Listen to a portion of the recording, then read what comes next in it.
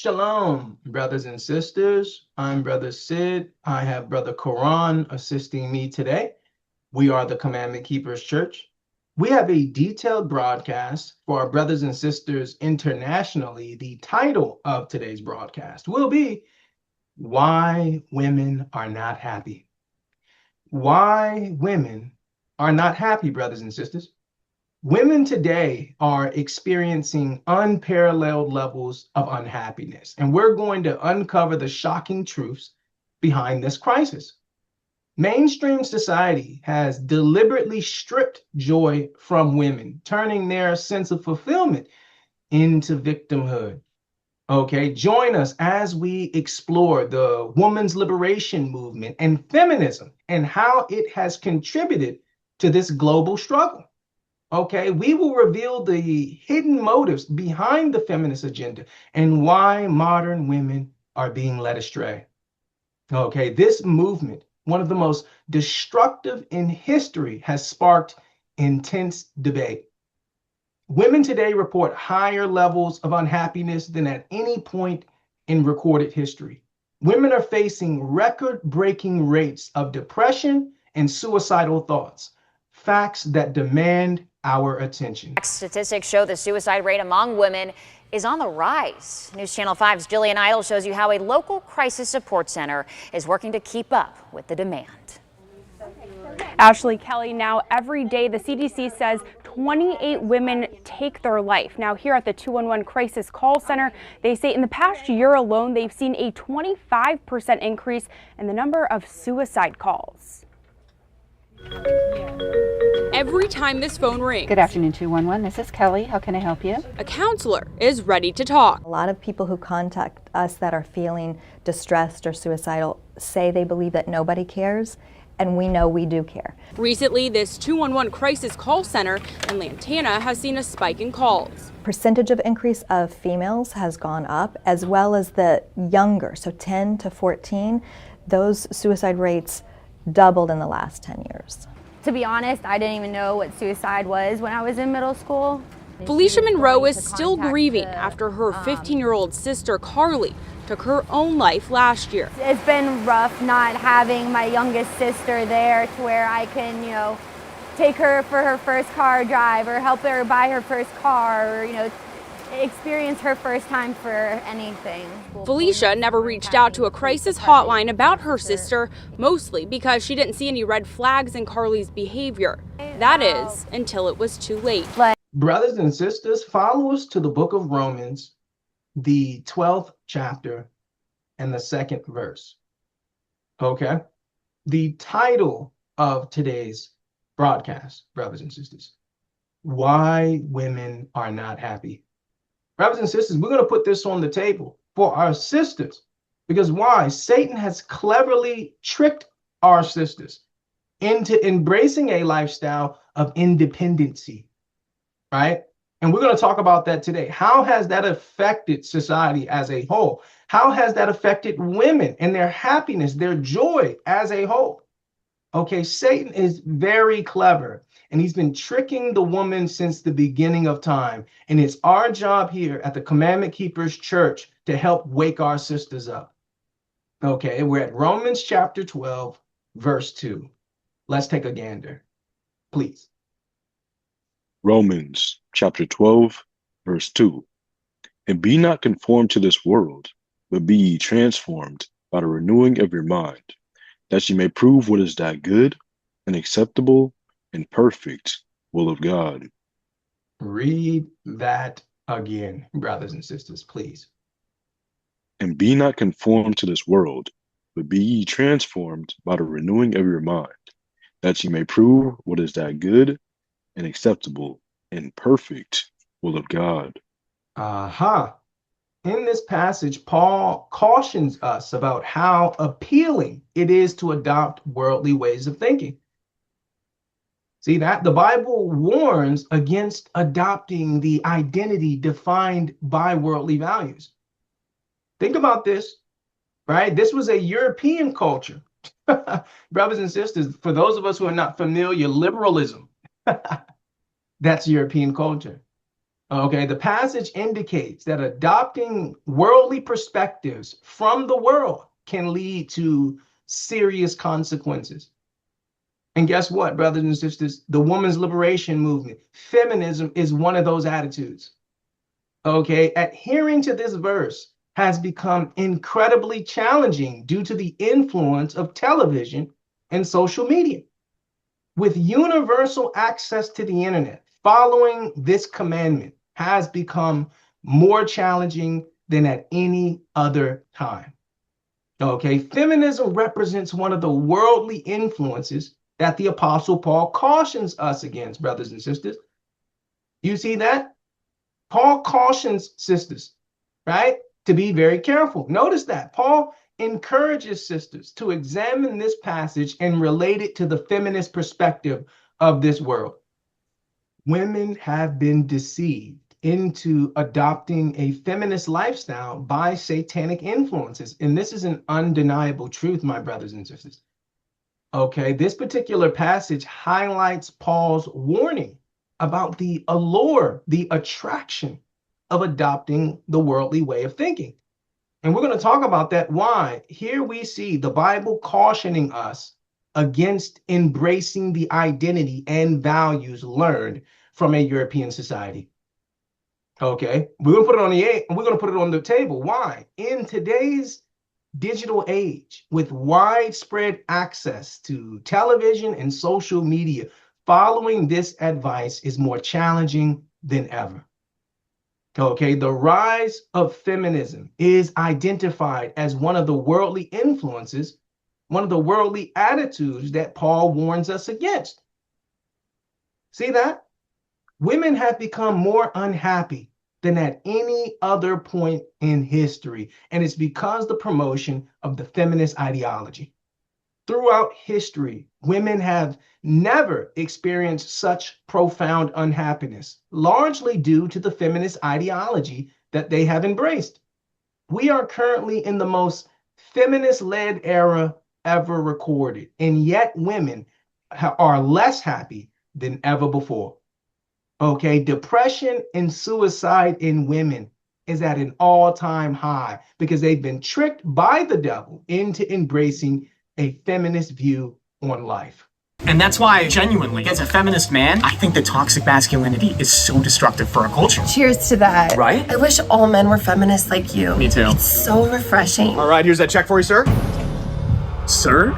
First of all, do not assume my pronouns. Second of all, how dare you assume that because I'm a man that I'm going to be paying for this whole dinner? Women are fully capable of paying for themselves. Oh, I'm sorry. Do you want me to split the bill between you two then? Actually, why don't we do this so we can really drive this point home for you, because you're giving me very misogynistic vibes right now. Leave the entire bill and she will pay for the entire thing because she is a strong, independent woman who does not need a man to provide for her. As a feminist woman, wouldn't you agree with that?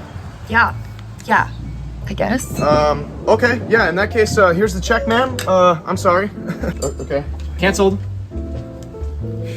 I cannot believe how toxic that guy was. Right, so toxic.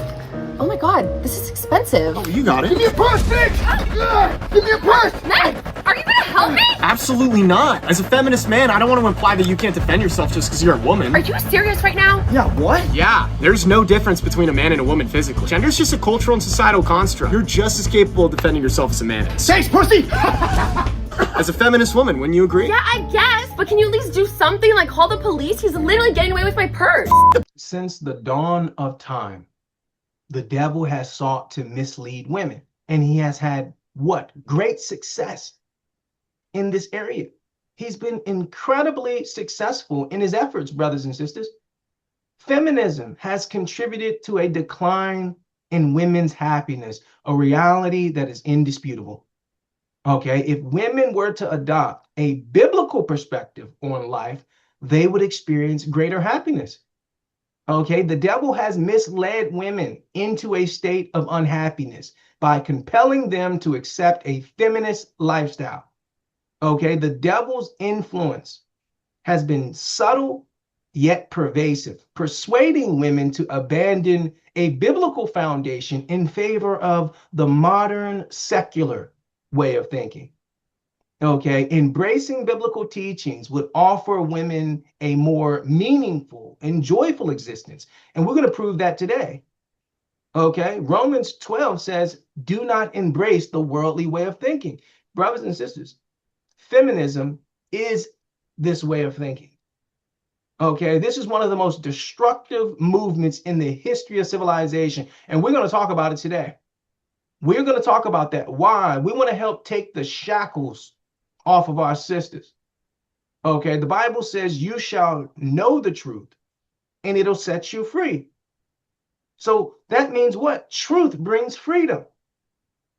Okay, our sisters are very trusting, and because of that, the devil attacks. Okay, let's talk about that today. Let's go to 1 Timothy chapter 2. Brothers and sisters, follow us to 1 Timothy chapter 2. We're going to have Brother Quran read us not only verse 13, but also verse 14. The title of today's broadcast, Why Women Are Not Happy. Why aren't women happy, brothers and sisters? We will answer that question today. Okay, follow us to 1 Timothy chapter 2. Let's take a gander. 1 Timothy chapter 2, verse 13. For Adam was first formed, then Eve, and Adam was not deceived, but the woman being deceived was in the transgression. Read that again, brothers and sisters, please. For Adam was first formed, then Eve, and Adam was not deceived, but the woman being deceived was in the transgression. Aha. In this particular passage, the Bible informs us that the woman has been misled by Satan since the dawn of time. See that? The Bible emphasizes that the very first woman created by God was also misled by the devil. See? So in this particular passage, the Bible highlights the differences between men and women, okay? And the differences that go beyond mere biological distinctions. See that? The Bible is clear, okay? The differences, the distinctions between us are not merely biological. How do we know? In this particular passage, the Bible points out the psychological differences that exist between men and women. See? According to the text, women, due to their inherently trusting nature, are more susceptible to deception. We're going to talk about that. Okay, today we will illustrate how the devil has deceived women into embracing unhappiness. Okay, the Bible reminds us that women are naturally more trusting, making them more vulnerable to deception. See, the passage highlights that there are inherent differences between men and women that go far beyond physical distinctions. See? Read that one more time, brothers and sisters, please. For Adam was first formed, then Eve, and Adam was not deceived, but the woman being deceived was in the transgression. See that? Women are naturally more trusting, making them more susceptible to deception and manipulation. See? The Bible here sheds light on the vulnerabilities that women face, especially when it comes to spiritual and emotional deception. Okay, the devil has deceived women into the belief that men live an easier life. Okay, the devil has misled women into thinking they should aspire to be men. Okay, most people overlooked Nora Vincent, the author who spent 18 months living as a man, only to ultimately take her own life. Nora Vincent, a well-known author, sought to experience life as a man and was profoundly affected by her discoveries. What Nora went through, or more accurately, what she became in the last 2 years, was a man. Yeah, a little bit shorter on the top. Okay. No, Nora didn't get a sex change operation. She did it the old-fashioned way, with acting and a disguise. When all the pieces are together, hair, makeup, voice, posture, style, the transformation is complete. Walk like a man, talk like a man, walk like a man. And Nora Vincent becomes Ned Vincent. Walk like a man, So it never gets cold where you back in Australia? Throughout the project, Ned dabbled in the art of picking up a woman. Where'd your friend go? We went with him to this bar wearing hidden cameras. This is my friend JC, I'm Ned. Nora was reminded that in this arena, it's women who have all the power. We sit there and we just with one word, no, will crush someone. And the thing is, we don't have to do the part where you cross the room and you go up to a stranger and say the first words. And those first words are so hard to say without sounding like a cheese ball or sounding like a jerk or whatever else. And what do you guys do? Nora says the brush-off Barbara Jones gave Ned was typical. She was just sort of emblazoned with hostility, you know, just looked at you and you saw everything cross her face, which was, oh, God help me, not again. I'm trying to have a drink with a friend and I've got to deal with you. Barbara was trying to dispose of Ned before her friend returned from the bathroom. Anyway, we haven't seen each other in a while, so we're just catching up. Yeah. Gotta head out to the office. But Ned returned and told Barbara the truth about her gender. Saying you gave us all the lines, like, try to get rid of us. I see it, and as a woman, I have such sympathy. I'm like, oh, I hate being this guy that you're trying to get rid of. You know? Talking to a woman, Barbara seemed more open and friendly, and in the end, actually apologized for how she had treated Ned. So sorry for being bitchy. Please. Does that kind of living in the skin of a man in the bar scene, in the dating scene, give you a different kind of respect for men? It gives me a certain definite sympathy. And I don't mean that there's any disrespect, but it just makes me understand what's going on. Nora, as Ned, also went on about 30 dates with women, mostly arranging them on the internet. Did you have any fun? Rarely. Rarely. It was just an pretty ordeal. Unpleasant. Yeah. She says the pressure of Ned having to prove himself was grueling. Nora was surprised that many women had no interest in a soft, vulnerable man. My prejudice was that the ideal man is a woman in a man's body. And I learned, no, that's really not. There are a lot of women out there who really want a manly man. Nora discovered that feminism was a deception, a realization she could not refute. This well-known author realized that living as a man is far more challenging than she had ever envisioned, brothers and sisters. Okay, Nora admitted that her social experiment impacted her mental health, a truth that is indisputable. Okay, her entire sense of self was put to the test when she uncovered that feminism had instilled deception into women. Okay, feminism communicates to women that their lives are more demanding than those of men. Nora realized that experiencing life as a man is far more challenging than she had expected. She openly confessed that her social experiment significantly impacted her mental health. Okay, and guess what? After completing her social experiment, Nora openly confessed that she had considered being a woman a privilege. Okay, and guess what? They tried to hide this social experiment. They tried to hide this social experiment, okay, that went on about 20 years ago. And this sister later committed suicide, right? She later committed suicide. So she lived 18 months as a man, okay, went on dates and all that, and was distraught by what she learned. Her whole life was a lie through feminism, okay? And we're going to help wake our sisters up, okay? Because why? They make young feminists. The sisters, you see sisters from 18 up to 30, okay?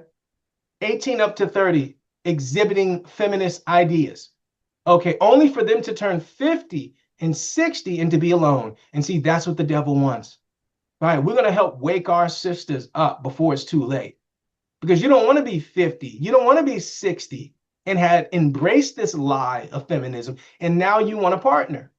See, this is what the devil knows. The devil knows that women get bitter over time, okay? When they're not happy, right? When they live alone, they become bitter and easily controlled. And that's what the devil knows. We're going to wake our sisters up today, okay? We're going to wake our sisters up. We're not going to allow the devil to pull the wool over our sisters' eyes by promoting feminism and the women's liberation movement. Okay, the women's liberation movement, right? The feminists is what? This were white women, white liberals. Okay, this was not for black people. This was not for us. This was white liberal ideology, Democrats. Okay, and we're going to talk about that today. Let's go to Isaiah chapter 45 in the NLT version of the Bible. Brothers and sisters, we're at Isaiah 45. We're going to have Brother Quran read not only verse 9, but also verse 10. Okay, the title of today's broadcast: Why Women Are Not Happy. Why women are not happy. We're at Isaiah 45, verse 9 and 10, and we're in the NLT version of the Bible. Let's take a good look. Isaiah chapter 45, verse 9 in the NLT. What sorrow awaits those who argue with their creator? Does a clay pot argue with its maker? Does the clay dispute with the one who shapes it, saying, "Stop, you're doing it wrong"? Does the pot exclaim, "How clumsy can you be"? How terrible it would be if a newborn baby said to its father, "Why was I born?" Or if it said to its mother, "Why did you make me this way?" Brothers and sisters, take a look at this again, okay? Because the Bible tells us that there are distinctions, there are differences between the man and woman, okay? No matter what feminism tries to teach you or tell you. Okay, read that one more time, verse 9 and 10, brothers and sisters. What sorrow awaits those who argue with their creator? Does a clay pot argue with its maker? Does the clay dispute with the one who shapes it, saying, "Stop, you're doing it wrong"? Does the pot exclaim, "How clumsy can you be"? How terrible it would be if a newborn baby said to its father, "Why was I born?" Or if it said to its mother, "Why did you make me this way?" Aha. Since God is the creator of both man and woman, he alone possesses the insight to define what they are. Okay, the passage serves as a reminder that no one understands how something is intended to operate better than its creator. Okay, a designer of an object has the rightful authority to define that object. And we're going to talk about that. Why? The passage reminds us that nobody knows how something is meant to function better than its maker. Okay? See that? So no matter what liberals want to indoctrinate sisters into believing, there is a reason why there are traditional roles. Okay? And we're going to talk about that. Why? The Bible tells us that to discover the purpose of something, you never ask the creation. You always ask the creator, right? The passage concludes that understanding the purpose of anything requires consulting its creator. Okay, you want to know the distinctions between man and woman? You want to know why the Lord has put sisters on a path, right, that's separate from manhood? The Bible reminds us that no one understands how something is intended to work better than its maker. Okay, the transgender movement has grown significantly because of feminism, brothers and sisters. It has become very clear that the transgender movement has expanded greatly due to feminist influences. Currently, men are participating in women's sports because of feminist beliefs. We're going to talk about that. Why? Feminism's promotion of gender equality has led men to compete in women's athletics. And that's a fact that cannot be denied. Okay, and as a result, some women feel unhappy and unsafe. Okay, as a consequence of the feminist movement, women are not only unhappy, but are also facing safety concerns. Okay, many people ignored the fact that a Black woman was recently barred from a well-known gym for refusing to share the women's locker room with a biological man. A biological woman had the shock of her life when she was changing in the locker room of a Gold's Gym in LA. LA-based singer-songwriter Tish Hyman shockingly had her membership to the gym revoked after she called out a transgender woman for being in the women's changing rooms. Gold's Gym! Men! Grown men with big dicks in the women's locker room! And that's why I'm getting kicked out, and I want to make sure the girls know. The fuck? Everybody saw that man in the fucking locker room. No one's saying shit. And I'm fucking done with it. It's stupid. It's dangerous. Me naked in front of a man without my permission. But I ain't the one who gets kicked out the gym, y'all. I'm terminated for not wanting men in the locker room. Hyman then went on to confront the trans woman supported by other biological men in the corridor of the gym. How are you? Did you tell me or not that women like to see dick? I'm asking you a question. Exactly. Get out of the way now. No. Now he knows how to be a man, right? Now he knows how to be a man. Stay out of the women's locker room. We don't want it. He needs to have his gym membership revoked for that shit. And the woman told you. He assaulted me. The girl told already. We already filed reports. No. That's fine. I want the video. You can't get rid of me for this. I'm a woman and I have every right to not want a man in the restroom when I'm naked. There are girls naked in there. Look at them walking in there like it's okay. It's not okay. Hyman then recounted her confronting experience when she returned to her car. I just had the worst experience ever at the gym, at Gold's Gym, and I think this is probably happening at gyms across America. We're like, trans women are going into the women's locker room and not really caring about how women feel about it. And it's really hurtful, yo. Like, how you gonna say you wanna be a woman or that you are a woman, but you don't give a fuck how women feel? Today I was naked in the locker room. I turned around and there's a man there. In boy clothes, lip gloss, standing there looking at me, I'm butt naked. So the first thing I think is maybe there's a worker in here, maybe I missed the sign. I say the word sir to say, sir, what are you doing in here? He goes, don't fucking talk to me. I'm a woman, I have a right to be in here. Immediately, I'm fucking pissed because I'm butt naked. I feel violated. I feel like weird. Like, I don't want to deal with this, right? So women feel unsafe using locker rooms with biological men present. Okay? Women experience a sense of insecurity when biological men are present in their locker rooms, brothers and sisters. Okay? And guess what? Due to the influence of feminism, biological men argue that they are indistinguishable from biological women. Okay, as women advocate for their equality with men, they find themselves unable to voice objections against transgenders. Why? Because sisters have spent the last 40 to 50 years saying that men and women are equal. See that? And since men and women are equal, now a man can perform in women's athletics and women can't speak about it. Why? Because they spent the last 50 years saying men and women were equal. And see, that was the trick of the devil. Gotcha.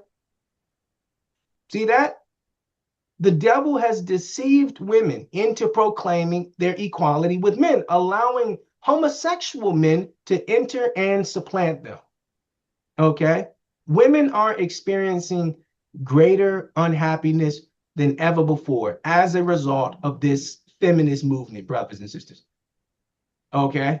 And we're going to talk about it, why the feminist ideology that women have adopted has diminished their perceived value in society. Historically, society regarded women as more valuable than men.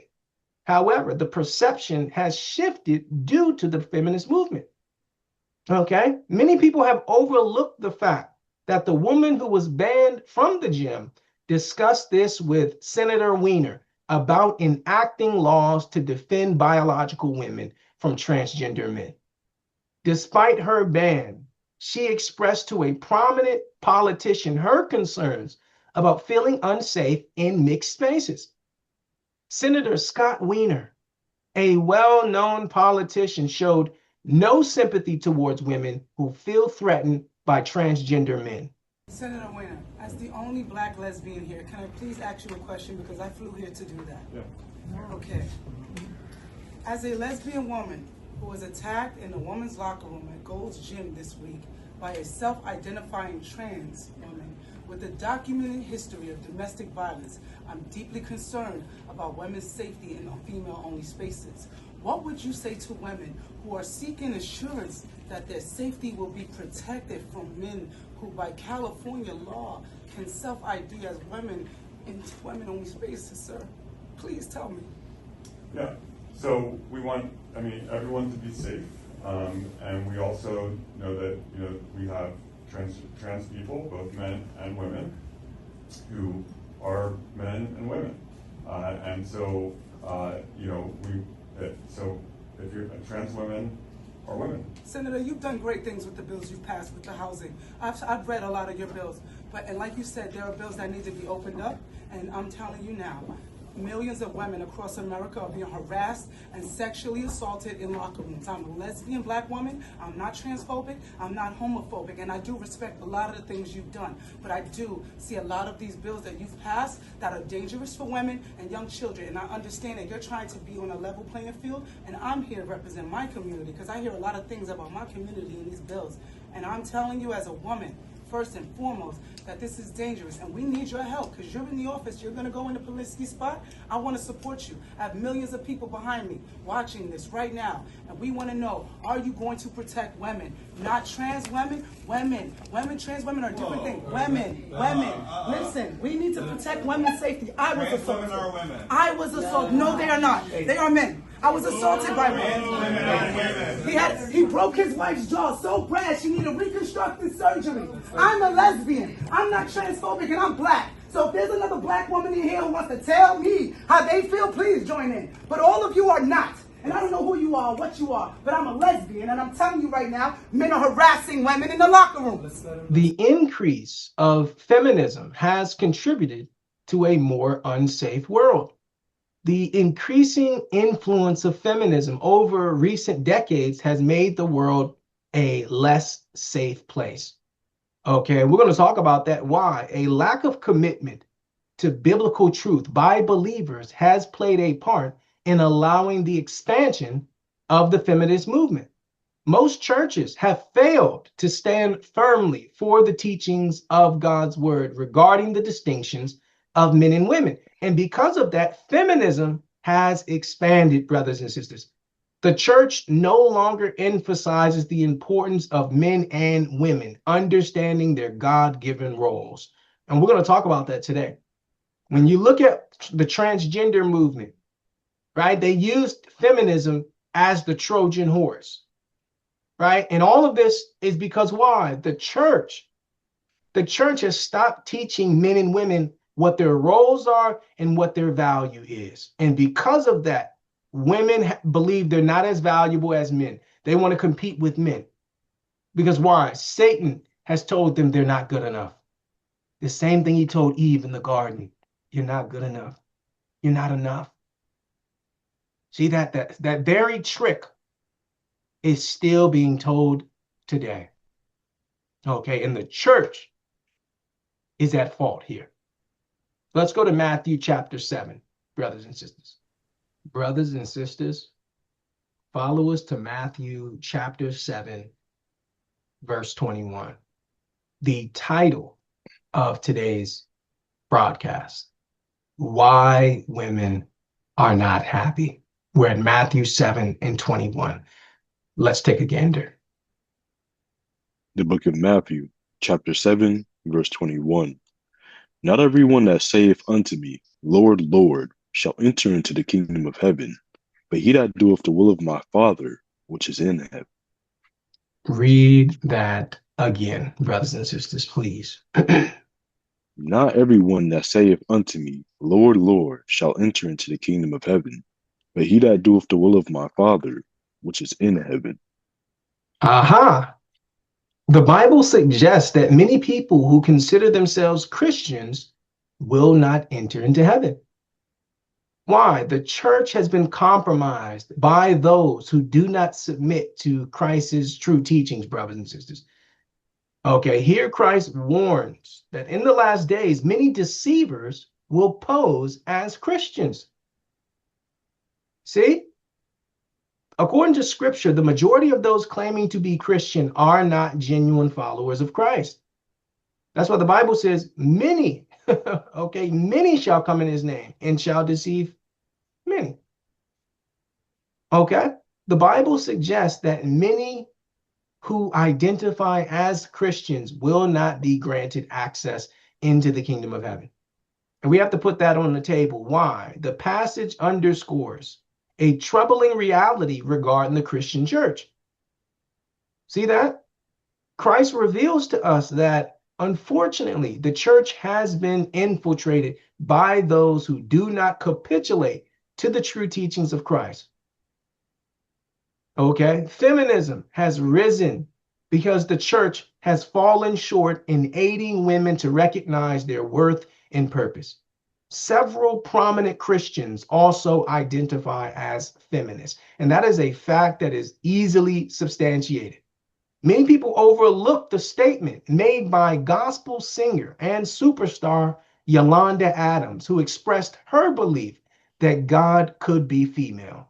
I don't think that God is this small entity that people are trying to make him or her or it because he is spirit. I don't think that God is this small entity that people are trying to make him or her or it because he is spirit. Because we are of the mind of calling things, gender wise, because that's how we grew up. I'm just going to continue to say he. If he was going to be surprised by you, he wouldn't have created you. Because it's like, how do you think God is surprised just because you're surprised? And if he made all things, and if he created all things, God is a God of variety. God is a God of diversity. We wouldn't have a million genuses of flowers if he were not. I just believe that God entrusts us with his power to make the world a better place, to encourage and inspire, to uplift, never to put what we think on somebody else. I can tell you how much your God loves by the people you hate. Oh, wait a minute. We've heard it since we were kids. God is love. God is love. God is love. God is love. God is love. But if God is love, how come you hate the person he, in love, created? Brothers and sisters, the Bible teaches us that God is a father, but Yolanda Adams does not care because she's a feminist. Okay, throughout the entirety of the Bible, God is referred to using male pronouns, a reality that is indisputable. How do we know? Read that one more time, brother. We're at Matthew chapter 7, verse 21. Not everyone that saith unto me, Lord, Lord, shall enter into the kingdom of heaven, but he that doeth the will of my Father, which is in heaven. See that? Those who do the will of the Father, not the mother. Okay, throughout the entirety of the Bible, God is referred to using male pronouns. Okay, and that's easily verifiable, brothers and sisters. In the Bible, God is consistently addressed as a father, and he has never been referred to as a mother. Okay, the Christian church has let down the entire world due to its reluctance to confront society with the truth. Okay, most of the Black community grew up as Christians, and this feminist movement has affected us more than others. The Black community has been affected most by the toxic culture of feminism, and we're going to prove that today. We're going to prove that today. Okay, follow us to the book of Isaiah, chapter 3. Why? The feminist movement was predicted in the Bible, and we're going to prove that. Brothers and sisters, follow us to Isaiah chapter 3, verse 12. Why? The Bible predicted or prophesied that the Black community would be obliterated by the feminist movement. And we're going to prove that to you. We're at Isaiah chapter 3, verse 12. We're in the King James Version of the Bible. Let's take a look. The book of Isaiah, chapter 3, verse 12. As for my people, children are their oppressors, and women rule over them. O my people, they which lead thee cause thee to err, and destroy the way of thy paths. Read that again. This is speaking of the Black community. As for my people, children are their oppressors, and women rule over them. O my people, they which lead thee cause thee to err, and destroy the way of thy paths. Aha. The text portrays the Black community as primarily matriarchal, emphasizing the lack of male leadership and direction. See that? The passage highlights the significant role women play as the main decision makers within the Black community.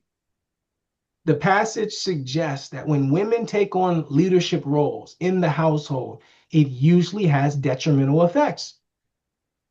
Okay, and this is no shade to our sisters, right? Our sisters are wonderful in the role God created them for, right? The Bible prophesied that the Black community would largely be guided by women, pointing out the absence of male mentorship. See that? The Bible serves as a reminder of the profound effects that a matriarchal culture has had on the Black community. Right? The passage emphasizes the significance of a father's guidance, brothers and sisters. Okay? What we are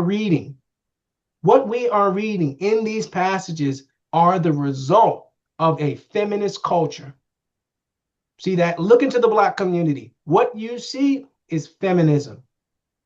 In this passage, the Bible shows the negative outcomes for young people who grow up without a father at home. Statistics indicate that many violent crimes within the Black community stem from boys raised solely by their mothers. The Bible underscores the essential role fathers have in raising their children.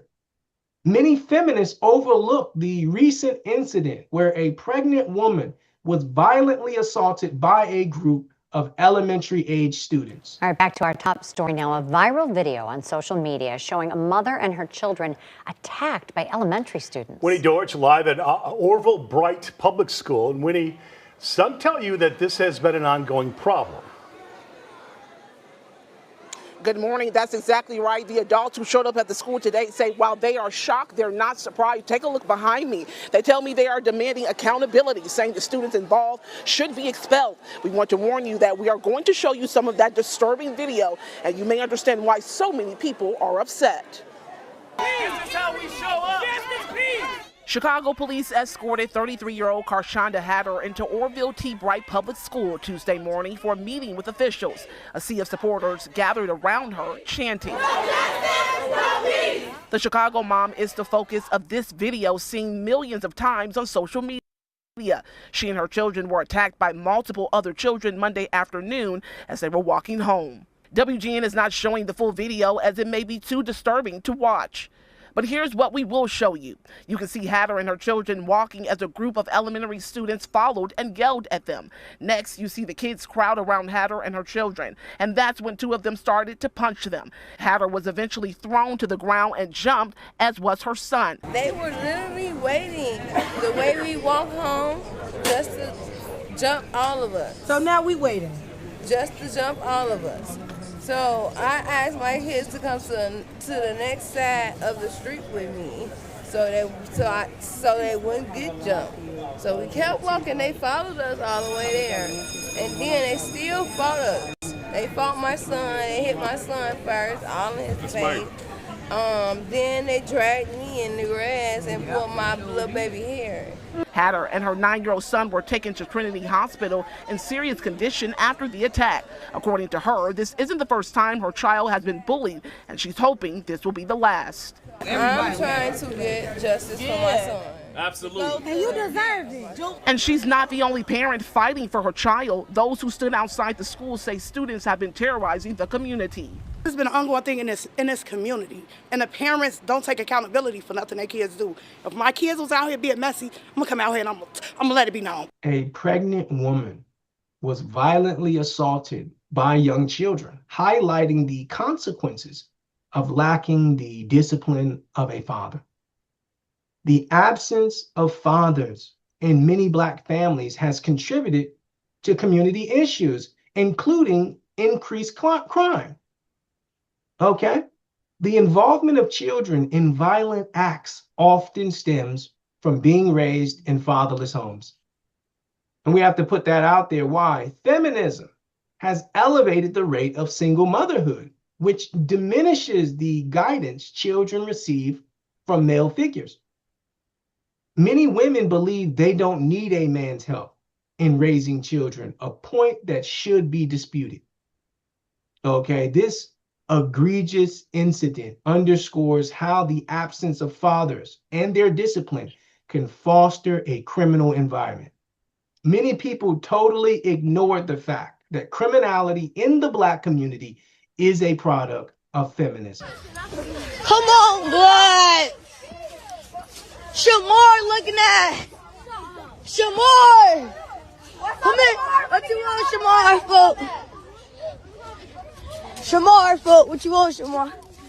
Shamar looking at ass. Come on! Look at them ankles, blood! Shamar looking at ass. Junior! Hey, fool, don't touch my brother, fool. Right, don't touch me. Oh, hell no, those ankles ashy as fuck. Look at them bitches, Greg, crackhead. Other bitches, Mari. Bust his ass.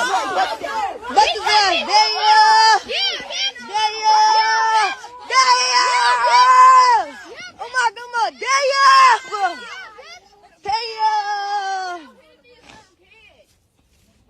God, the little kids in them, not the big kids. The big kids not touching them. I'm saying, the little kids. I should smash that bitch on my brother. Damn! Crack, damn! Hey, fool, let my homie go. Let my motherfucking homie go.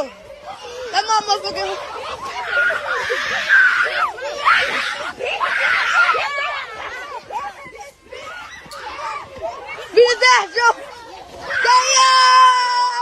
Damn, boy! Damn! They working it!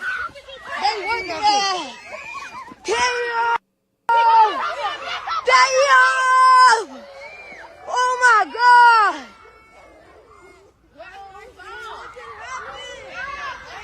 Brothers and sisters, follows to the book of Ephesians, the 6th chapter and the 4th verse. The title of today's broadcast, Why Women Are Not Happy. Why aren't sisters happy, brothers and sisters? Okay, we're going to talk about it today. We're at Ephesians chapter 6, verse 4. We're in the King James Version of the Bible. Let's take a gander. Ephesians chapter 6, verse 4. And ye fathers, provoke not your children to wrath, but bring them up in the nurture and admonition of the Lord. Read that again, brothers and sisters, please. And ye fathers, provoke not your children to wrath, but bring them up in the nurture and admonition of the Lord. Read that again, brothers and sisters, please. And ye fathers, provoke not your children to wrath, but bring them up in the nurture and admonition of the Lord. The Bible teaches that fathers should be the primary caregivers and guides for children, which contrast with today's cultural norms. Right? Biblical passages show that it is the father's responsibility to lead children in the right direction. See? When we consider God's teachings, it becomes clear that fathers were traditionally the primary caregivers and providers. Open your eyes to that, brothers and sisters. The text emphasizes that God's word assigns the role of guiding children to the father. See that? The Bible teaches that fathers are to serve as the primary caretakers of the children, a viewpoint that contrasts modern culture. See that? See, the biblical scriptures indicate that it is the duty of the father to steer children towards the right path. Okay? When we permit God's teachings to shape our perspectives, it becomes clear that fathers were intended to be the principal caregivers of the children. Okay, this verse suggests that our current society deviates from biblical principles by prioritizing mothers as the primary caregivers rather than fathers. This is intentional. Upon a detailed analysis of the text, it is clear that God designates the responsibility of guiding children along the correct path to the fathers. It is evident that in today's culture, there exists a bias favoring mothers as the primary caregivers over the fathers. Many people have intentionally overlooked the case of a 6-year-old boy raised by a single mother who shot his teacher in the face. Law enforcement urgently raced into Rich Neck Elementary, one armed with a long gun, after reports of a shooting in early 2023. These videos released publicly today for the first time as part of a civil trial in Virginia, capturing the frantic scene after a 6-year-old fired a single shot at his first-grade teacher, Abigail Werner. The 9mm handgun left on the floor of the schoolroom, just feet from the children's desks. First responders treated Werner's injuries in the school's front office before racing her to the hospital. In the ambulance, Werner asking EMTs to distract her. In testimony, a surgeon described just how close she came to losing her life that day. The bullet, which is still lodged inside her, sliced through her hand and into her chest. It went past the heart and just barely missed it. Body cam footage from a sheriff's deputy recorded the tense moments among staff the day of the shooting. As soon as he shot it, I was walking down the hall and I heard, and I went right in. Abby was in, the teacher was bloody. The $40 million civil case accuses assistant principal Ebony Parker, sitting at her desk in these images, of ignoring multiple warnings a student had a gun. When you look at that in totality, it's almost shocking, the lack of action there. A 6-year-old child brought a firearm to school with the intention of harming someone, brothers and sisters. It is an indisputable fact that a 6-year-old student, a child, should not have access. Okay, there should be some regulatory oversight that keeps him away from having access to firearms. Okay, this young boy raised by his mother believed it was acceptable to shoot his teacher in the face. Consider that. Think about this. Raising boys is challenging for women, a fact that is easily verifiable, brothers and sisters. Okay, in the absence of a father, many children struggle with discipline. The absence of a father figure in a child's life contributes to a lack of discipline and structure, which are both critical during early childhood. Studies have shown that children without involved fathers face greater behavioral challenges. Many people overlook that the boy's mother openly admitted that she was facing significant challenges raising him alone. She says she takes full responsibility, but she says her son's ADHD diagnosis makes him hard to control. We're hearing for the first time from the mother of the 6-year-old boy who shot his first-grade teacher. He actually really liked her. Deja Taylor spoke to GMA about the events leading up to the shooting inside the elementary school in Virginia last January. He was in class. He was trying to tell her something, and she asked him to go sit back down. He threw his arms up. He said, "Fine." And when he threw his arms up, he knocked her phone out of her hand on accident. And he got suspended for that. The next day, he returned to school with a gun. The boy's teacher, 25-year-old Abigail Werner, told the Today Show what happened next. The initial gunshot went through my left hand and ruptured the middle bone as well as the index finger and the thumb.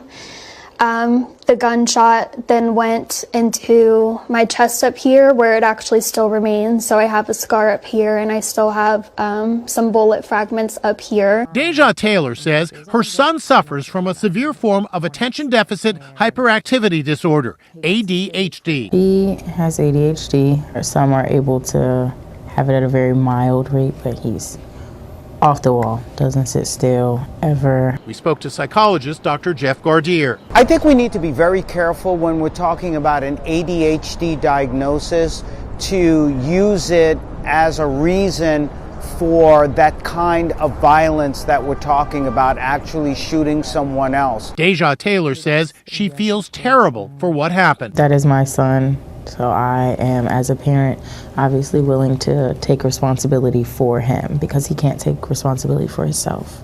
Deja Taylor's been charged with child neglect and recklessly leaving a loaded firearm to endanger a child. If found guilty, she faces up to 6 years behind bars. Brothers and sisters, follow us to the Apocrypha. We're going to the book of Sirach, also known as Ecclesiasticus. We're going to Ecclesiasticus chapter 4, verse 10. For those who may be joining us for the first time, who may be new to our audience, here at the Commandment Keepers Church, we use the original King James Version of the Bible. There were 80 books in the original Bibles, okay, not 66. In the mid-1800s, 14 books were removed from the Bible, and this was one of those records. Okay, I would encourage every brother and sister to go to Amazon right now and get the Apocrypha, what's called the Apocrypha. Okay, the Apocrypha are the 14 books that were in the King James Version that were removed by the Catholics and Protestants.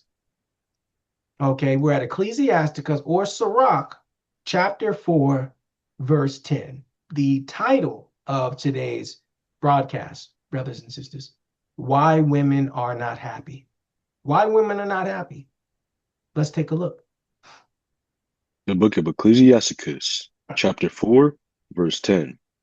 Be as a father unto the fatherless, and instead of a husband unto their mother, so shalt thou be as the son of the Most High, and he shall love thee more than thy mother doeth. Read that again, brothers and sisters. Be as a father unto the fatherless, and instead of a husband unto their mother, so shalt thou be as the son of the Most High, and he shall love thee more than thy mother doeth. The Bible instructs that every man should take responsibility for at least one child who is not biologically his own. Right? In this passage, the Bible encourages men to provide support and guidance to children without fathers, without any hidden agendas regarding their mothers. See that the scripture serves as God's answer to the issue of single motherhood. Okay, this particular passage aims to address the ongoing issues of single motherhood and the absence of fathers. Men are called to help fill the void often left in fatherless homes. Okay, the passage is significantly relevant given the number of young children growing up without a father in the house. Okay, the passage teaches men to be willing to take on the responsibility for at least one child who is not biologically theirs. See that? Within the Black community, baby mama culture exists, which is why God commands men to care for the fatherless children as a way to honor him. See that? The Bible encourages men to guide young people without any intention of pursuing romantic relationships with their mothers. Okay, the scripture advises men to provide support and direction to children free from ulterior motives. Why? Children often lack discipline when there is no father present in the home, affecting both boys and girls, brothers and sisters. Many have overlooked the case of a 12-year-old girl who was arrested for a series of robberies in the nation's capital. A 12-year-old girl raised in a single-parent household engaged in a violent robbery spree in Washington, D.C. In the district tonight, a 12-year-old girl arrested accused of committing multiple robberies. Fox 5's Shamari Stone has the details from Northeast. Tonight, people are stunned that the robbery suspect is just 12 years old. One of those robberies happening right here near the Noma Gallaudet U New York Avenue Metro Station. Riders tell me as they get off trains that they can't believe that the suspect is 12 years old. Let's roll some video to show you more about these robberies. Police say the 12-year-old and a group of juveniles were out here on the 200 block of M Street Northeast trying to steal someone's bike but snatching their groceries instead and running away around 7:45 last Wednesday night. Around just 20 minutes later, someone is riding a scooter on the Metropolitan Branch Trail near the 1300 block of 2nd Street Northeast. Detectives say the 12-year-old girl and a group of juveniles grabbed the rider's book bag, stealing the scooter and a cell phone. And then this past Sunday, that's when police tracked down one of the suspects, that 12-year-old girl, charging her with all the robberies. People who live in the neighborhood are shocked that the suspect is so young. God, where her mother at? Where this little girl mother at? Where they role models at? Where's the adults? That's the question we all trying to figure out. It's a sad and unfortunate reality that we live in. And tonight, police tell me that they are continuing this investigation, and they say that there are other juveniles who took part in these robberies. Well, if you have any information, call DC Police. There is a reward of up to $1,000. Brothers and sisters, follow us to James chapter 1, verse 27. Okay, why? The Bible prophesied this single motherhood explosion. Because why? The Lord foresaw feminism, and feminism leads to single motherhood. The two things are aligned, brothers and sisters. These two things are aligned. This is how crafty Satan is. And we want to help open the eyes of our sisters, because many times women don't see the bigger picture, right? They're not really, that's not their, that's not their skill to see the bigger picture, right? They pretty much see what's right there in front of them. As the man, as the leader, as the one with vision, right? That's the responsibility of men. The responsibility of men is to be able to see the whole field, so to speak. Okay, and we're going to show how Satan cleverly infiltrated, in particularly the Black community, to promote this level of madness. We're at James chapter 1, verse 27. This is God's answer to feminism, to single motherhood. Let's take a look. The book of James, chapter 1, verse 27. Pure religion and undefiled before God and the Father is this, to visit the fatherless and widows in their affliction, and to keep himself unspotted from the world. Read that again, brothers and sisters, please. Pure religion and undefiled before God and the Father is this, to visit the fatherless and the widows in their affliction, and to keep himself unspotted from the world. The Bible teaches that faith alone is incomplete without acts of compassion towards vulnerable groups. Okay, and those vulnerable groups, according to these passages, are fatherless children and single mothers. See, that the Bible stresses that our religious beliefs have little value unless we demonstrate compassion towards children who are without fathers. Okay, the text highlights the importance of providing children with strong male role models in their upbringing. See, here James emphasizes the vital need of offering tangible support to children who grow up without fathers.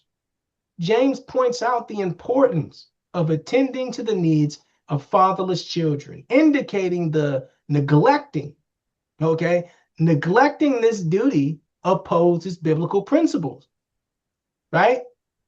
When you don't do this, right? And they had this all up in the neighborhood. It was called what? The Big Brother program, right? Remember that?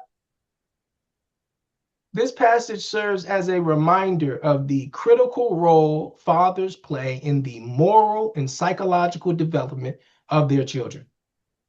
This passage serves as a powerful reminder of the significant influences men have on the behaviors and attitudes of their offspring.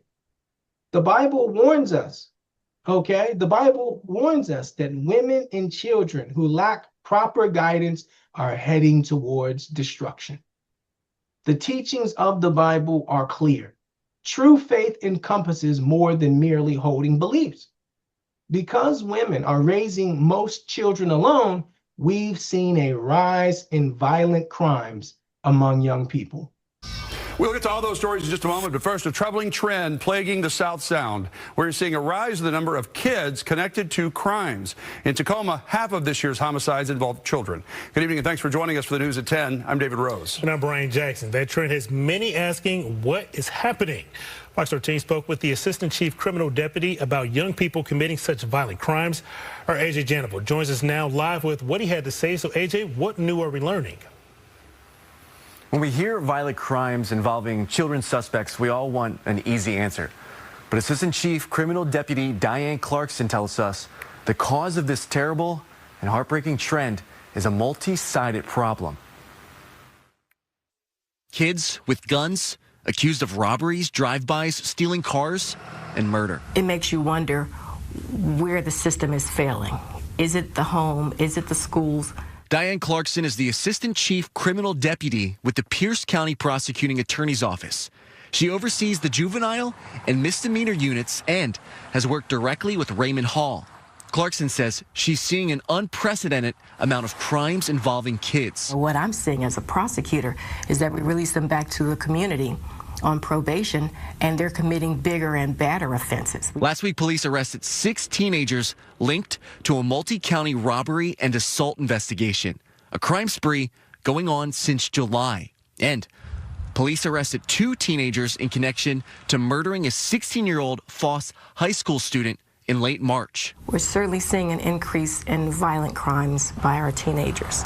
Clarkson tells us law changes in Washington state, easy access to how-to videos for committing crime on social media, and a lack of outlets for young people are all adding to these crimes. But if you're in society and you're breaking the law, then again, what is the consequence? What's the consequence in Pierce County? What's the consequence in Tacoma? What's the deterrent? So, AJ, give us an idea of what officials are saying about the role that gangs are possibly playing into this increase in crimes. Brian, Clarkson definitely believes that gang activities could play into these crimes that we're seeing throughout Pierce County. She specifically mentions these crimes could be gang initiations, but she says it's hard to make any sort of a case because these kids refuse to provide any information when asked. Brian, David. Due to the absence of fathers in the household, there has been an increase in criminal behavior among the youth. Satan understands that in the absence of a male figure to provide discipline, children are likely to behave uncontrollably. Feminism has been advanced by Satan as a cunning strategy to undermine children, brothers and sisters. The primary objective behind the promotion of feminism was to render children susceptible to predators. Right? Satan encouraged feminism among women. Why? It prompted them to seek employment outside of the home. Okay, so as women began to work outside of the home, it resulted in children becoming more vulnerable. See that? So there was 2 reasons behind their promotion of this feminist movement. Number one, they said, hey, there's half of the population we're not taxing. Okay, so we want women to work so we can take taxes from them. And number 2, and most importantly, they understood if the women were not home with the children, okay, you would need someone to watch the children for 8 hours a day. And that's where the academic institutions came in. So they wanted to get those children away from their mothers and says, hey, we're going to promote employment for women. Okay, why? So we can get to the children. See that? And we're going to talk about that today. The Bible warned us about these academic institutions. Let's go to the book of Luke, chapter 6. Brothers and sisters, follow us to Luke, chapter 6, verse 40. Why? Brothers and sisters, the Bible, many places in the Bible, many places, does the Lord warn us about the fruit that comes with feminism. Okay, and we're going to talk about it today. We're at Luke, chapter 6. We're going to have Brother Quran read verse 40. The book of Luke, chapter 6, verse 40. The disciple is not above his master, but everyone that is perfect shall be as his master. Read that again, please. The disciple is not above his master, but everyone that is perfect shall be as his master. The student is not above his teacher, but becomes like its teacher, the Bible says. See that? This text highlights the importance of exercising caution concerning the learning environments to which young people are subjected. See that? The Bible warns us about state-funded educational institutions in this particular passage.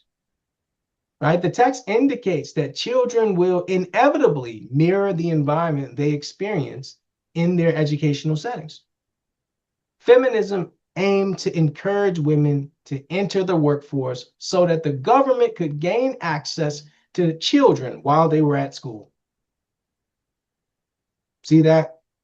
Nothing beneficial has emerged from true feminism, and that is a fact that cannot be disputed, brothers and sisters.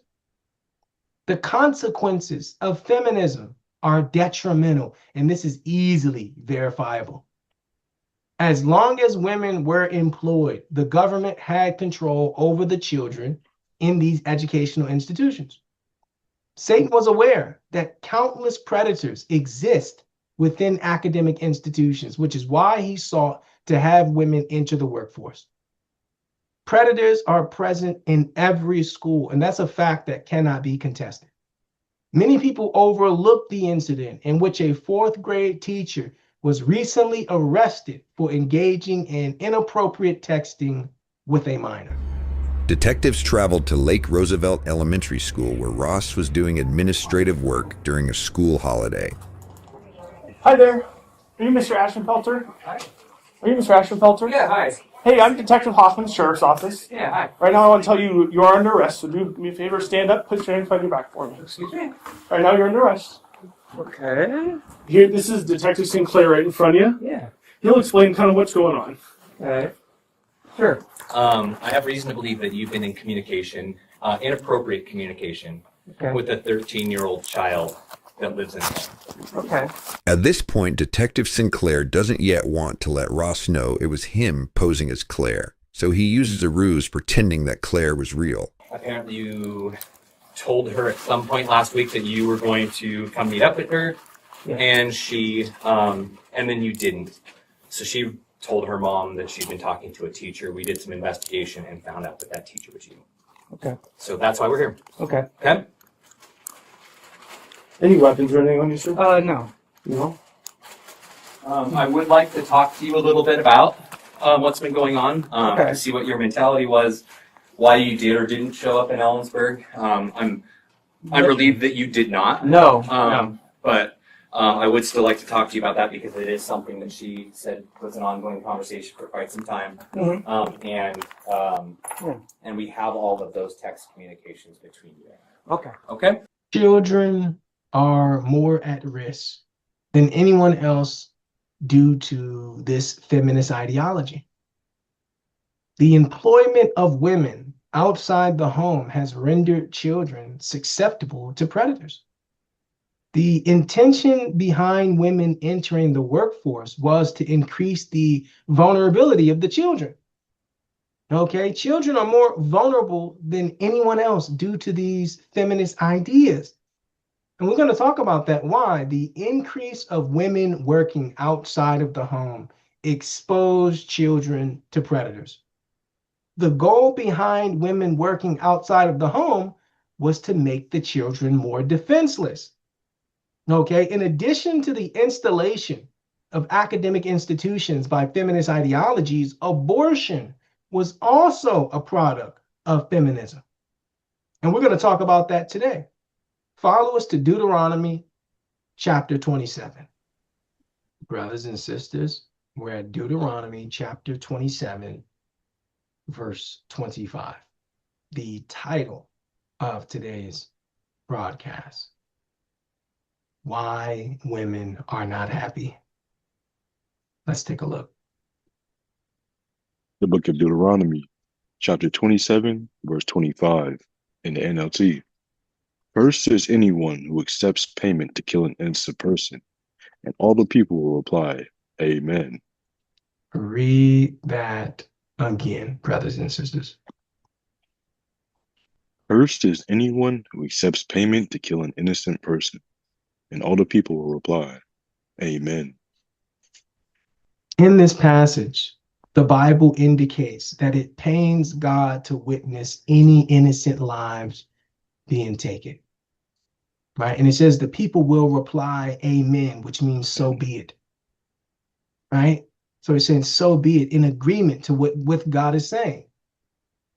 Right? If you're going to honor the Lord, you have to agree with what God is saying concerning the innocence of children. Right? In this passage, God denounces illegitimate abortions. God states that abortions due to non-fatal health concerns are condemned. Okay, according to the text, God condemns abortions performed for non-life-threatening reasons. Right? And guess what? Most abortions are not performed due to medical issues. They're purely out of convenience. Okay, women have become desensitized to the immorality of abortion in the sight of God. Okay, personally, I attribute 70% of the responsibility for abortions to men and 30% to women. If men express their desire to keep the baby and their eagerness to raise the child, most women would refrain from having an abortion. And that's just the facts. Many men impregnate women and then advise them against keeping the child, which is something God detests. Okay? I'm going to be clear. Women do bear responsibility, right? But I believe men are primarily accountable when abortions occur. Okay, there are alternative options available for women who do not wish to keep their babies but are pregnant. The devil seeks to blind the eyes and minds of pregnant women, and this is an undeniable fact. Many people are unaware of the Safe Haven program that permits women to legally surrender their newborns to those who wish to adopt them. Across many major cities, there are small containers designed for babies who are unwanted. There are small receptacles attached to the exteriors of hospitals and fire stations designed to provide women with an option when they have an unwanted baby. There exists a lesser known initiative called Safe Haven, which offers mothers a secure alternative for those who do not wish to keep their babies. You know, someone abandoned that infant less than a mile from a Safe Haven baby box, less than a mile from a place where newborns are kept safe and also protects the mothers from prosecution. So we wanted to make sure that everyone knows how this program works. Jenny Runovich is here with how Safe Haven aims to really make a difference. Well, these boxes in the Safe Haven hotline have helped Hoosier moms in need surrender dozens of newborns since this program started 3 years ago. Now, these are boxes under the Safe Haven law that allow a mother in crisis to anonymously surrender her unharmed, unwanted newborn. They're usually at fire stations or hospitals. The baby must be 30 days old or younger. The boxes are like incubators with heating and cooling features, and an alarm notifies 911 as soon as a baby is placed inside so that first responders can take the child to the hospital. Now, this program has been very successful. In fact, just this year in Indiana, it's been able to help safely surrender 7 babies. Every single infant tracked through the system since 2016 has been adopted. And until Tuesday in Seymour, Indiana had not had an abandonment in almost 4 years. There are 14 baby boxes statewide right now, 18 all across the country. The Safe Haven hotline has had nearly 5,000 calls to date. It is staffed 24 hours, and it lets women talk to a trained professional as they consider surrendering their baby. Now, here's that hotline for you. You see it right here on the screen. We also have this posted for you on WTHR.com. John? Indiana's latest baby box was installed just this afternoon in East Chicago. Another will go in Fortville on Monday. The devil seeks to convince women that they have no alternative choices when faced with an unplanned pregnancy. Safe Haven is an organization dedicated to assisting mothers who are pregnant with an unwanted child. Many organizations exist to support mothers dealing with an unwanted pregnancy, yet the adversary tries to hide this reality, brothers and sisters. Okay, due to the influence of feminism, there has been an increase in the number of abortions, a fact that is indisputable. I urge any woman who finds herself pregnant with an unwanted child to consider alternatives to abortion. Okay? Women who undergo abortions often endure long-lasting psychological trauma that the devil wishes to conceal. It is a fact that many doctors operating in abortion clinics are affiliated with Satanism, a truth that cannot be overlooked. Many people overlook the incident where a prominent abortion doctor confessed to a journalist that he was under the influence of Satan. I pray, sir, you gotta repent, sir. You gotta repent, sir, for murdering babies. Why? Because it's a sin before God. Why? Wow. Stinky breath. Yeah, Why? that's pretty evil of you, sir. Yeah, I am. And I hope and pray that you. Yeah. Well, that's what you do to babies, huh? Yeah, I love it. You love it, huh? Yeah, I do. Okay, I hope that you come to Christ, sir. Oh, I never go to Christ. I hope that you come to Christ, No, sir. I don't go to Christ. Yeah, I don't listen to Christ. You will have a darkened heart, sir. I do have a darkened heart. Yeah. You have a darkened heart. I do, very, very much so. And you will stand before God in judgment Yes, day. I will. Every day. You will stand before God in judgment day. Yes, I will. Every day. All of the babies that I you have love it. killed. I love it. Yeah, keep tearing the babies Yeah, apart. I will. Keep tearing the babies I apart. will. Dr. Santana, you got a phone Keep call. tearing the babies You got a apart. phone call. Yeah. Yes, sir. The babies, their blood screams from the ground. Their blood screams from the ground. You are a murderer, sir. You are a murderer. The physician was influenced by a demonic spirit. Okay, that physician was influenced by Satan, and that's a fact that we can't deny. We observed an abortion doctor who displayed no remorse for the lives of the children he has terminated. Okay, and I want sisters to know Satan exercises control over abortion clinics. Okay, there's a plethora of alternatives, brothers and sisters. One of the alternatives that I support is preborn. Okay, go to preborn. It's a website where you can support ultrasounds. I believe one ultrasound is $28. Okay, you could donate $28 or more for an ultrasound. Why? Women who are battling the idea, right? Statistics say if a woman sees an ultrasound, right, she builds a bond with that child, and the likelihood that she will keep that child goes up exponentially. Once a mother sees the heartbeat of that child, okay, the rate of her keeping that child and not aborting that child goes higher. Okay, so preborn is there to support sisters who are struggling with this decision. They will help with diapers, they will help with food, they will help with childcare up to 2 years after the child is born.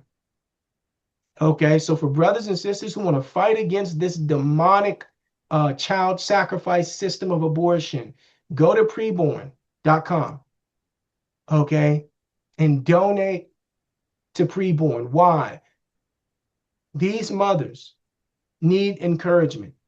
Okay, look up Safe Haven, the Safe Haven boxes in your city. Okay, there are alternatives. Give that child up for adoption. Okay, because I've known sisters who have dealt with abortions, and there's trauma, long-lasting trauma for many years, psychological. And see, the doctor doesn't tell you that. The nurse doesn't tell you that. Okay, they don't want to tell you the truth of what transpires. Yes, the baby is gone. Yes. Right, but it's still in your conscience. Right? So we want to be clear on that. The majority of abortion clinics are under the influence of Satan, and that's a truth that cannot be refuted. Okay, abortion clinics show little concern for the pregnant women. Okay, their primary focus is on the termination of the child. Okay, many abortion clinics are in a state of unsanitary conditions, a reality that has been concealed for most women. Many people have forgotten that not long ago, a well-known abortion clinic was closed by fire marshals due to its unsanitary conditions.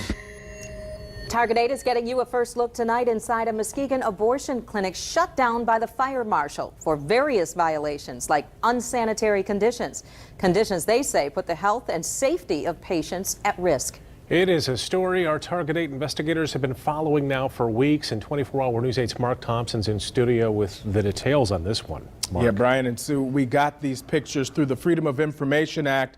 They were taken by police who were there to investigate a break-in. And what we see inside this medical facility appears to not only be unsanitary, but many would argue downright disgusting.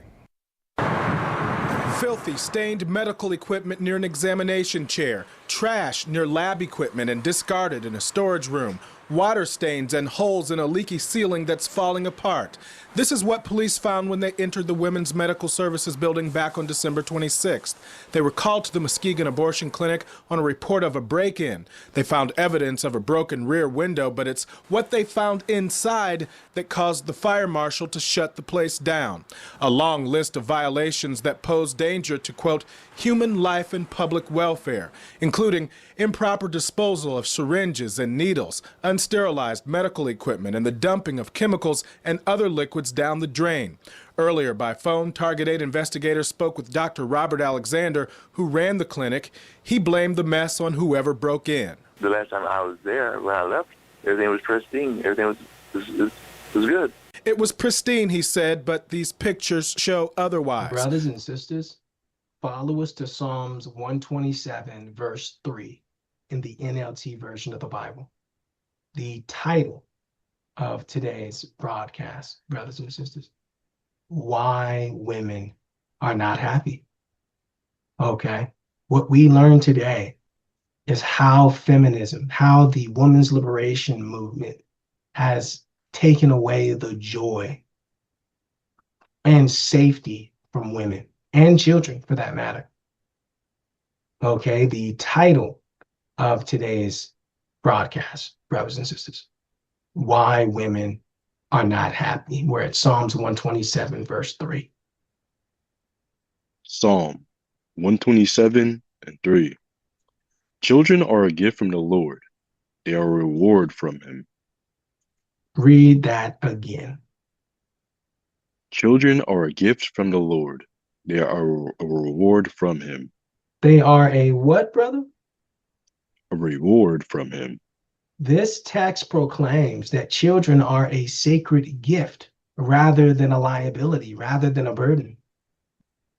From this text, we learn that women have been conditioned to perceive children as a burden instead of a blessing, like the scriptures say.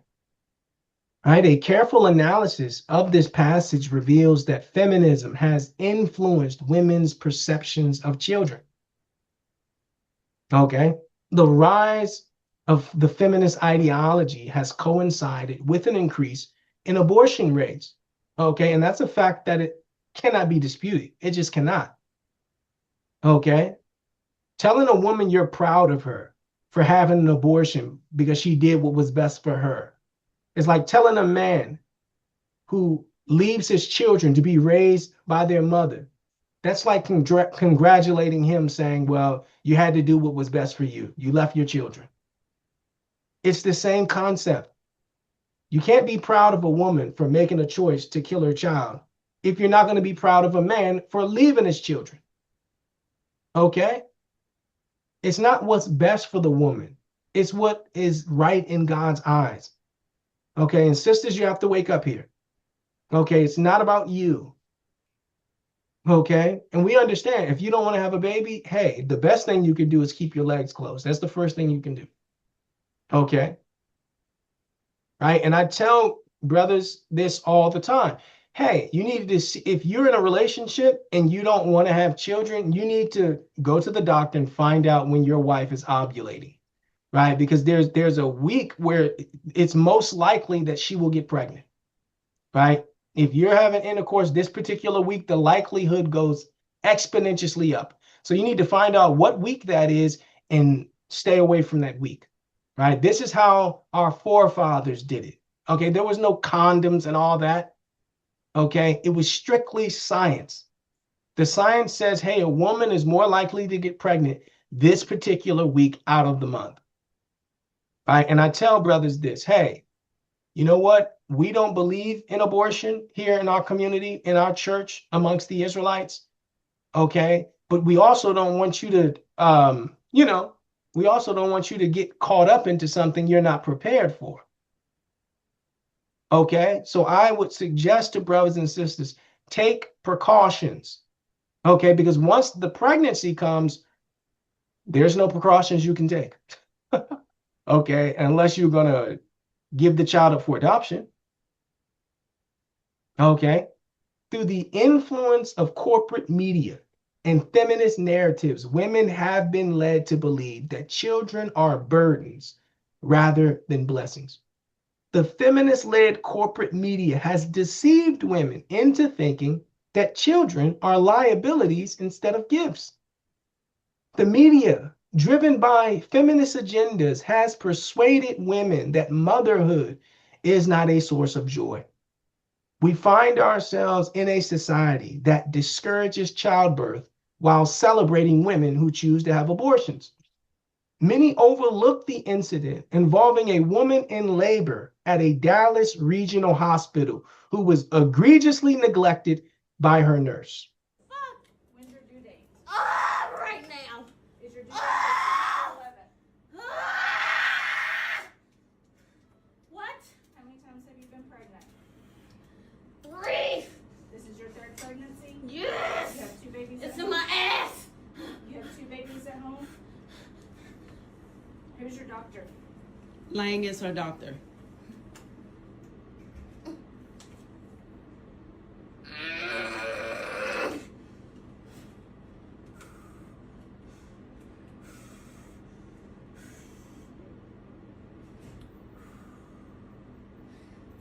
Y'all treat all your patients like this or just the black ones?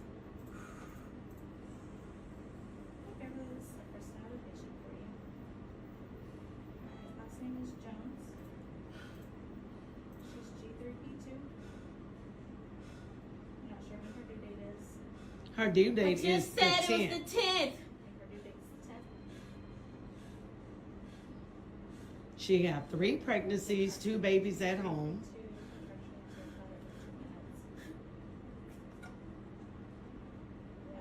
I bet y'all listen next time.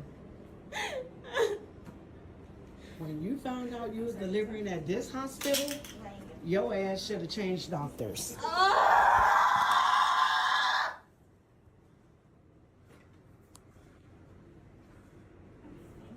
Everybody say how they treat people here. Black women who choose to keep their babies often receive substandard care in most hospitals. We observed a woman courageously deciding to have her baby, and yet nurse practitioners neglected her pain. All right, if she had wanted to terminate her pregnancy, healthcare providers would have what? They would have shown compassion and empathy. They would have shown understanding. They would have celebrated this woman. They would have applauded this woman. Okay? There's more empathy for a woman who chooses to have an abortion than for those who carry their pregnancies to term. And that's a fact. Okay, Black women have long reported unfair treatment within healthcare settings, and this remains a proven and undeniable issue.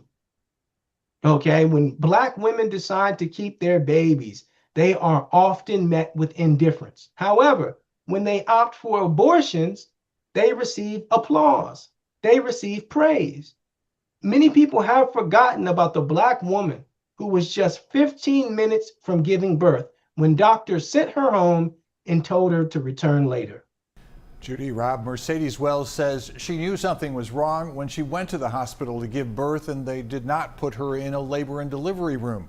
Instead, she says she spent 6 hours there until her contractions were just 1 minute apart when the nurse told her to go home. 8 minutes after being forced to leave, she says she gave birth in her car. Meet 3-day-old Elena Wells. The adorable little girl is doing well, according to her mother, but Mercedes Wells says she is still deeply disturbed. She had to give birth on the side of the road early Sunday morning after being forced to leave Franciscan Health in Crown Point, Indiana, just 8 minutes earlier. 38-year-old Mercedes Wells is an experienced mother who just gave birth to her 4th child Sunday morning. She says she was in a lot of pain and knew the baby was coming soon, but she says the nurse told her to leave. I was in excruciating pain. She seen me in pain and agony, and I guess she still perceived me to not be in labor. Wells' mother took this video as she was being wheeled out of the hospital, accompanied by security. Wells, who lives in Chicago, says she was visiting Indiana 2 weeks before her due date when she felt like it was time.